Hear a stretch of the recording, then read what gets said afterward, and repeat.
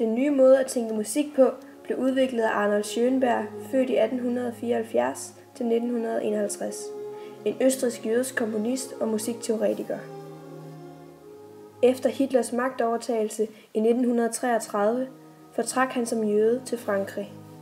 Schönberg udviklede 12-toneteknikken, hvor man i stedet for at følge én tonart, når man spiller, simpelthen bruger alle toner. Normalt, når man spiller musik, spiller man i én tonart. Et eksempel kunne være, at man spillede i C-dur. C-dur-skalaen har de røde toner, du kan se på klaveret. C, D, E, F, G, A, H og C igen.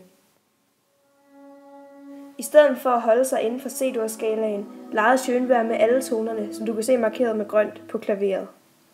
Det kan hurtigt komme til at lyde kaotisk, men også meget flot. Lad os prøve at høre noget 12-tone musik.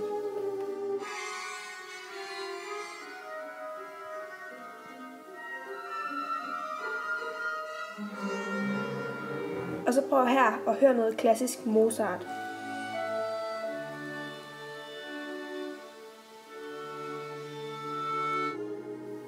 Kunne du høre forskel? Og mens Hitler havde travlt med at brænde al Schönbergs 12-tone musik, har jeg spekuleret lidt på, hvorfor han ikke kunne lide hans musik. Måske var det ganske enkelt bare fordi det var noget nyt, men kunst kunne han heller ikke lide de nye tanker og idéer. Mennesker har nok generelt altid været lidt bange for det nye, ting vi ikke kender til og aldrig har set eller hørt før.